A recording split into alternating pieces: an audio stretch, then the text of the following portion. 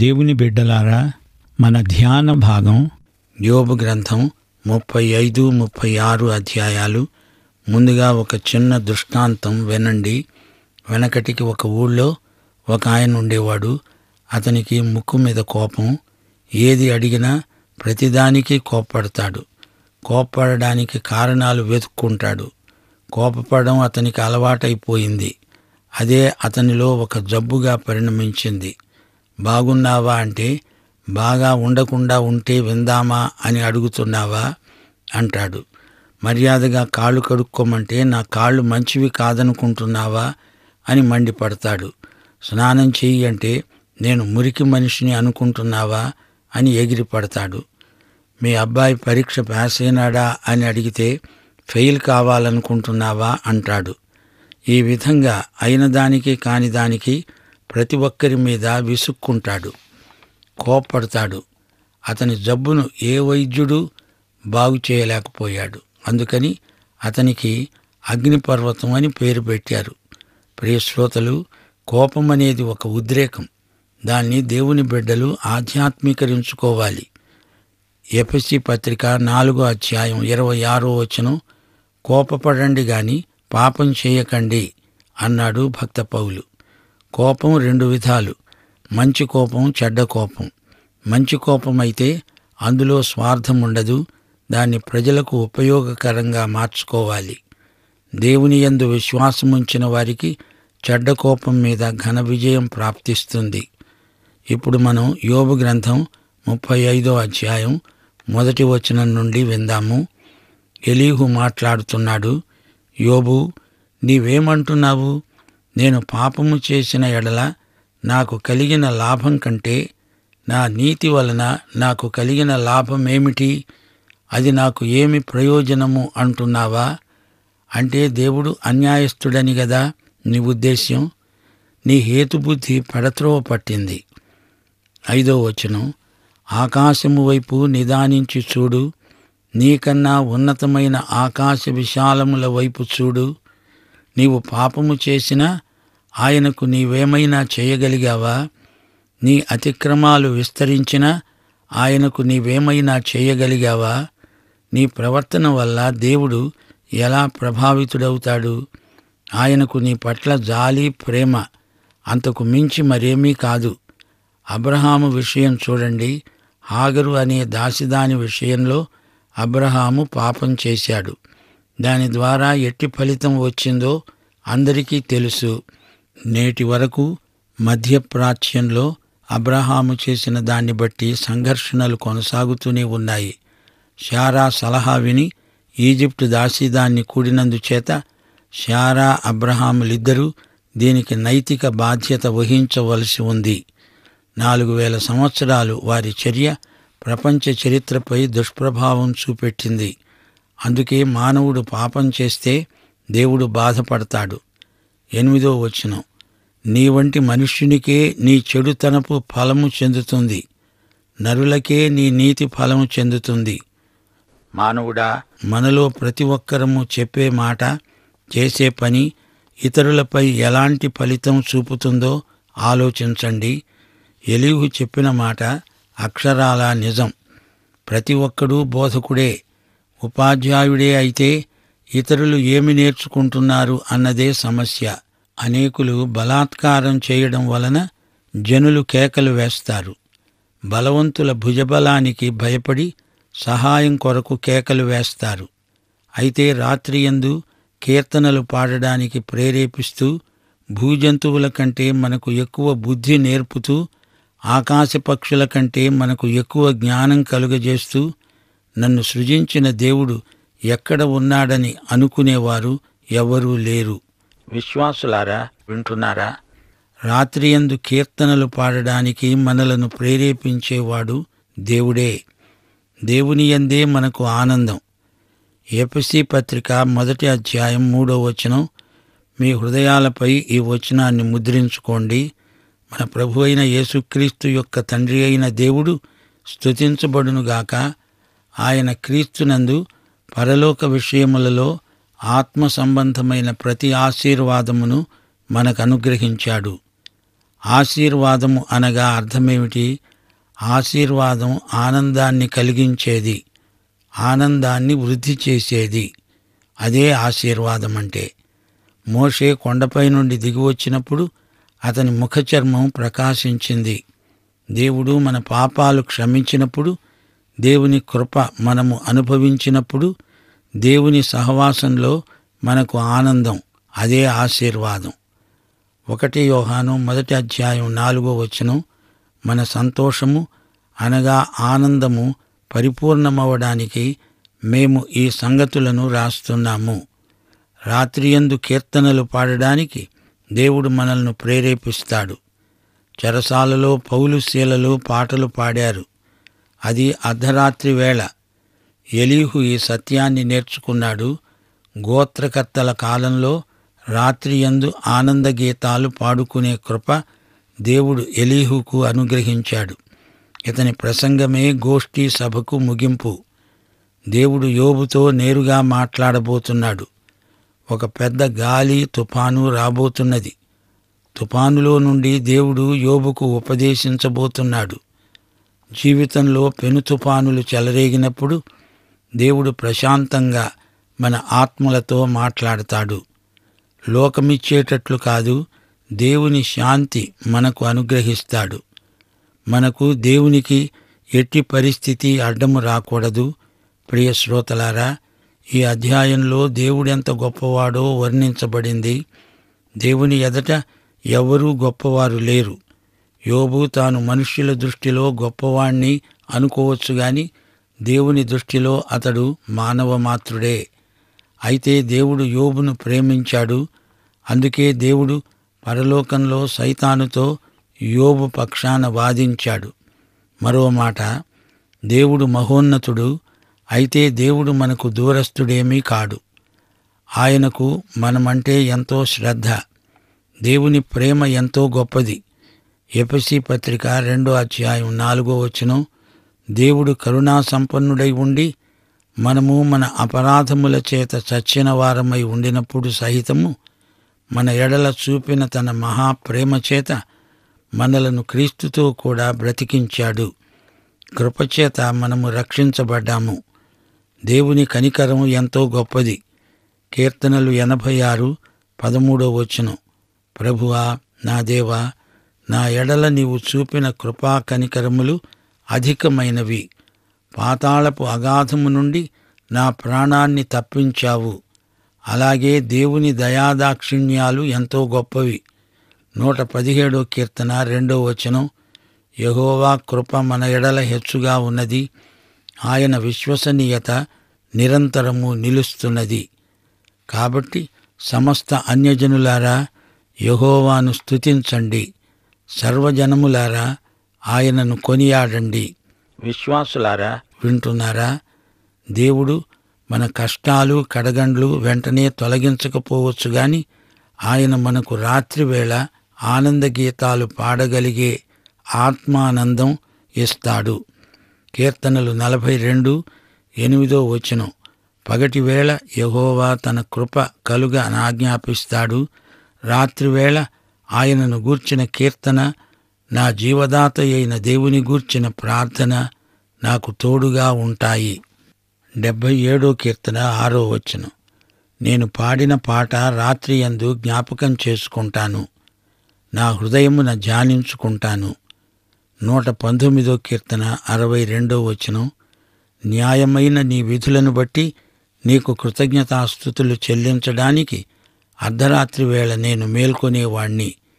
ఇప్పుడు మనం యోబు గ్రంథం 36 అధ్యాయంలోకి వస్తున్నాము. ఎలీహు ఇంకా మాట్లాడుతున్నాడు. 1 కొంతసేపు నన్ను ఓర్చుకో, ఈ సంగతి నీకు తెలియజేస్తాను. ఏలయనగా దేవుని పక్షముగా నేనింకా మాట్లాడవలసి ఉన్నది. ఎలీహు దేవుని పక్షంగా మాట్లాడుతున్నాడు. ఎంత మాట్లాడినా దేవుని ఎదుట అతడెంత, అతని జ్ఞానమెంత. దేవుని సర్వజ్ఞానము మనకు ఆశ్చర్యం గొల్పుతుంది. సృష్టి మర్మం మానవుడు పూర్తిగా గ్రహించగలడా? సంగతి మరుగు చేయడం దేవునికి ఘనత. మన జ్ఞానం పరిమితం. అలాంటప్పుడు నీవు నేను దేవుణ్ణి ప్రశ్నించగలమా? మనకు అవసరమైనంత వరకు దేవుడిచ్చిన జ్ఞానముతో ఆయన్ను మహిమపరచాలి. నేను కుర్చీలో కూర్చున్నాను, కాని ఆ కుర్చీని గురించిన వివరాలు నాకు తెలియనవసరం లేదు. అలాగే క్రీస్తు నీ కోసం చనిపోయాడు, ఆయన తిరిగి లేచాడు, ఆయన నీ రక్షకుడు, ఆయన యందు విశ్వాసముంచగలవు. అలాగే నీవు విమానం ఎక్కుతావు, అందులో ప్రయాణం చేయగలవు. మిగతా విషయాలు అనవసరం. విద్యుత్ శక్తి ఉన్నది, అది ఎలా పనిచేస్తుందో ఆ వివరాలు అనవసరం. నీవు మీట నొక్కితే లైట్లు వెలుగుతాయి, అంతే. ఎలీహు ఏమంటున్నాడో ఇంకా వినండి. దూరము నుండి నేను జ్ఞానం తెచ్చుకుంటాను, నన్ను సృజించిన వానికి నీతిని ఆరోపిస్తాను. రోమాపత్రిక 9వ అధ్యాయం 14వ వచనంలో పౌలు ఏమంటున్నాడు? దేవుని యందు అన్యాయము కలదా? అట్లనరాదు. దేవుడు ఏమై ఉన్నాడో, ఆయన ఏమి చేస్తాడో అన్నిటిలో ఆయనే నీతిమంతుడు. ఎలీహు దేవునికి నీతిమత్వము ఆరోపించి మాట్లాడుతున్నాడు. మానవుడు దేవుణ్ణి ఎరుగడు. ఎందుకని? 4వ వచనం, నా మాటలు ఏమాత్రమునూ అబద్ధము కాదు. పూర్ణ జ్ఞాని ఒకడు నీ ఎదుట ఉన్నాడు, ఆయనే దేవుడు. 7వ వచనం, నీతిమంతులను ఆయన చూడకపోడు. సింహాసనం మీద కూర్చుండే రాజులతో ఆయన వారిని నిత్యము కూర్చోబెడతాడు, వారు ఘనపరచబడతారు. దేవుడు బలవంతుడు, ఆయన వివేచన శక్తి బహు బలమైనది. ఆయన దీనులకు న్యాయం జరిగిస్తాడు. అయితే ఎలీహు దేవుడు మానవునికి ఎంతో దూరమై ఉన్నట్లు మాట్లాడుతున్నాడు. అది పొరపాటు. దేవుడు మానవునికి దగ్గరగానే ఉన్నాడు గాని మానవుడే దేవునికి దూరమైపోతున్నాడు. దానికి కారణం యెషయా గ్రంథం 59వ అధ్యాయం 2వ వచనంలో పేర్కొనబడింది. మీ పాపములు ఆయన ముఖమును మీకు మరుగుపరిచాయి గనుక ఆయన ఆలకింపుకున్నాడు. మీ చేతులు రక్తము చేత, మీ వేళ్లు దోషము చేత అపవిత్రపరచబడినవి. మీ పెదవులు అబద్ధాలాడుతున్నవి. నీతిని బట్టి ఎవడూ సాక్ష్యము పలకడు, సత్యమును బట్టి ఎవడూ వ్యాజ్యమాడడు. అందరూ వ్యర్థమైన దానిని నమ్ముకొని మోసపు మాటలు పలుకుతారు. చెడుగును గర్భము ధరించి పాపాన్ని కంటారు. ఇది అసలు సంగతి. దీన్ని బట్టే మానవుడు దేవునికి దూరమైపోతున్నాడు. అయితే దేవుని బిడ్డలారా, ఈ రోజున నీవు గాని నేను గాని మరెవరు గాని దేవునికి దూరమైపోవలసిన అవసరమే లేదు. పాప సమస్యను యేసుక్రీస్తు పూర్తిగా పరిష్కరించాడు. దేవునికి మానవునికి మధ్యవర్తి ఒక్కడే. ఆయనే క్రీస్తు యేసు అనే నరుడు. ఆయన ద్వారా మనము ఈ రోజున దేవుని వద్దకు రాగలము. తనకు దేవునికి మధ్య ఒక వ్యక్తి ఉండి ఇద్దరినీ కలిపితే ఎంత బాగుండు అని యోబు వాపోతున్నాడు. కాని ఎలీహు ఈ సత్యానికి చాలా దగ్గరికి వచ్చాడు. అయినా అతనికి కూడా పూర్తి ప్రత్యక్షం లేదు. అందుకే చిట్టచివరికి దేవుడు ముఖాముఖిగా యోబుతో మాట్లాడవలసి వచ్చింది. 22వ వచనం, ఎలీహు అంటున్నాడు, ఆలోచించు, దేవుడు శక్తిమంతుడై ఘనత వహించినవాడు. ఆయనను పోలిన బోధకుడెవరు? ఆయనకు మార్గము నియమించిన వాడెవడు? నీవు దుర్మార్గపు పనులు చేస్తున్నావని ఆయనతో పలకటానికి ఎవడు తెగిస్తాడు? ఎలీహు ఒప్పుకుంటున్నాడు, నేను దేవునితో మాట్లాడగలవాడను కాను. దేవుడే మనకు పరమోపాధ్యాయుడు. ఆయనే యేసుక్రీస్తుగా అవతరించాడు. ఆయనను మించిన బోధకుడు ఎవడూ లేడు. యోహాను సువార్త 7వ అధ్యాయం 46వ వచనంలో శత్రువులు కూడా ఇదే సాక్ష్యమిచ్చారు. ఆ మనుష్యుడు మాట్లాడినట్లు ఎవడునూ ఎన్నడూనూ మాట్లాడలేదు. ఈ రోజు వరకు కూడా యేసు ప్రభువుకు ఎవ్వరూ సాటిరారు. అలాంటి వ్యక్తి ఇక ఉండబోడు. ఆయనకు ఆయనే సాటి. విచిత్రమేమిటంటే యేసును అంగీకరించని వారు కూడా ఆయన బోధలను ఉదహరిస్తారు. పొరుగువాణ్ణి ప్రేమించాలి అంటారు. కొండమీది ప్రసంగాన్ని పఠిస్తారు. ఎందరో వేదాంతులున్నారు గాని వారి పేర్లు ఎవరూ చెప్పుకోరు. యేసు నామము అంతటా అందరి చేత ఉచ్చరించబడుతున్నది. ప్రియ సోదరీ సోదరులారా, వింటున్నారా? ఎలీహు యోబును విమర్శించాడు. తనను తాను కూడా విమర్శించుకొని ఉంటే ఎంత బాగుండేది. దేవుడిలాగా మనిషి మాట్లాడవచ్చునా? అపొస్తలుడైన పౌలును చూడండి. అతడు 3వ ఆకాశానికి వెళ్ళాడు, తిరిగి వచ్చాడు. ఎన్నో రహస్యాలు చూచాడు, గాని వాటిని గురించి గొప్పలు చెప్పుకోలేదు. రోమాపత్రిక 11వ అధ్యాయం 33 నుండి 36 వచనం వరకు. ఆహా, దేవుని బుద్ధిజ్ఞానముల బాహుళ్యము ఎంతో గంభీరము. ఆయన తీర్పులు శోధింపనెంతో అశక్యములు. ఆయన మార్గములు ఎంతో అగమ్యములు. ప్రభువు మనస్సును ఎరిగిన వాడెవడు? ఆయనకు ఆలోచన చెప్పిన వాడెవడు? ముందుగా ఆయనకిచ్చి ప్రతిఫలము పొందగలవాడెవడు? ఆయన మూలమున, ఆయన ద్వారా, ఆయన నిమిత్తము సమస్తము కలిగి ఉన్నవి. యుగముల వరకు ఆయనకు మహిమ కలుగునుగాక. ఆమేన్. శ్రోతలు విన్నారా? ఇవి పౌలు మాటలు. ఎంత గొప్పవాడైనా దేవుని స్థానం వహించి ఇతరులతో మాట్లాడాలంటే దానికి తగిన మానవుడెవడూ లేడు. దేవుడు సర్వశక్తిమంతుడు, సర్వజ్ఞుడు. ఆయన తీర్పరి. భక్తిహీనులను, వేషధారులను ఆయన శిక్షిస్తాడు. దేవుడు మహోన్నతుడు. ఆయనలాగా ఎవరు బోధించగలరు? ఆయనపై ఎవరు నేరము మోపగలరు? ఆయన సార్వభౌముడు, ఆయన గొప్పవాడు. దేవుని స్థానాన్ని ఎవరూ ఆక్రమించలేరు. ఆయన ఉదక బిందువులను పైనుండి కురిపిస్తాడు. ఆయన ఆజ్ఞ చొప్పున మేఘాలు వర్షిస్తాయి. ఉరుములు, మెరుపులు ఆయన ఆజ్ఞ చొప్పున పనిచేస్తాయి. వాతావరణం, శీతోష్ణ స్థితులు ఆయన వశంలోనే ఉన్నాయి. శ్రోతలు, ఈ సంగతులన్నీ యోబుకు తెలియనివి కావు. ఎలీహు కంటే యోబు జ్ఞానములో, వయస్సులో చాలా పెద్దవాడు. నిజమే, దేవుని మహోన్నతిని సృష్టి వివరిస్తుంది. కాని దేవుని కృపాబాహుళ్యము క్రీస్తునందే మనకు కనపడుతున్నది. ప్రియ విశ్వాసులారా, యేసు ప్రభువు సృష్టిని గురించి మాట్లాడినప్పుడెల్లా తండ్రి ప్రేమను వివరించాడు. దేవుడు తన పిల్లలను పోషిస్తాడు, పక్షులను పోషిస్తున్నాడు, అడవి చెట్లను పూలతో అలంకరిస్తున్నాడు. మనము పిచ్చుకల కంటే శ్రేష్ఠులము కామా? అడవి పూల కంటే మన ఆయుష్కాలము ఎక్కువ కాదా? ఏమి తిందాము, ఏమి తాగుదాము అని మనము చింతించనక్కర్లేదు.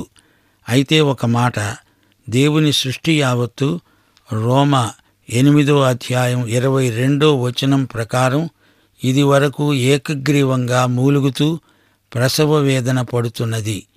ఇది పాపానికి ఫలితం. అయితే సృష్టికర్త అయిన దేవుడు మన తండ్రి. ఆయన యందు విశ్వాసముంచి మనము నిశ్చింతగా బ్రతకగలం.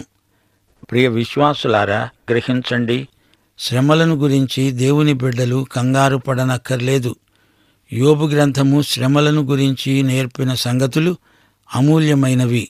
శ్రమలు మనకు పరిచర్య చేస్తాయి. శ్రమల మర్మాన్ని గురించి కంగారు పడనక్కర్లేదు. శ్రమలు పొంది పరీక్షలో గెలిచిన వారు అట్టి శ్రమలలో ఉన్నవారికి ఆదరణ కలిగించగలరు. శ్రమానుభవమందు దేవుని బిడ్డలు సన్నిహిత సహవాసం చేయగలరు. శ్రమలను బట్టి దేవునికి సన్నిహితులమై ఆయన వద్ద నేర్చుకునే మనస్సు అలవరుచుకుంటాము. శ్రమలు వచ్చినప్పుడు యేసుక్రీస్తు శ్రమలను ధ్యానించుకొని ఓదార్పు పొందుతాము. దేవుని బిడ్డలు శ్రమల ద్వారా ఇతరుల కష్టాలకు స్పందించగలరు. సున్నితమైన మనస్సాక్షిని, మనస్తత్వాన్ని అలవరుచుకుంటారు. అంతేగాని శ్రమలు వచ్చినప్పుడు దేవునికి ఎదురు తిరగకూడదు. దేవునికి ఎదురు ప్రశ్నలు వేయకూడదు. స్వార్థకేంద్రితమైన మనస్సు మంచిది కాదు. మనస్సును కఠినపరుచుకొనకూడదు. నిరాశావాదం పనికిరాదు. దేవుని మీద సణక్కూడదు. మన తప్పుడు అభిప్రాయాలను సరిచేసుకోవాలి. శ్రమల బడిలో, దేవుని ఒడిలో అమూల్యమైన పాఠాలు నేర్చుకుంటాము. ప్రసంగి గ్రంథం 3వ అధ్యాయం 11వ వచనం, దేవుడు శాశ్వత కాల జ్ఞానమును నరుల హృదయమందు ఉంచాడు. గాని దేవుడు చేసే క్రియలను పరిశీలనగా తెలుసుకోవడానికి అది చాలదు. ప్రియులారా, నీవు యేసుక్రీస్తును నీ స్వకీయ రక్షకుడుగా ఎరుగుదువా? అయితే ఈ పాఠం నీకోసమే. పాఠం ముగిసింది. ప్రభు అయిన యేసుక్రీస్తు వారి కృప, తండ్రి అయిన దేవుని ప్రేమ, పరిశుద్ధ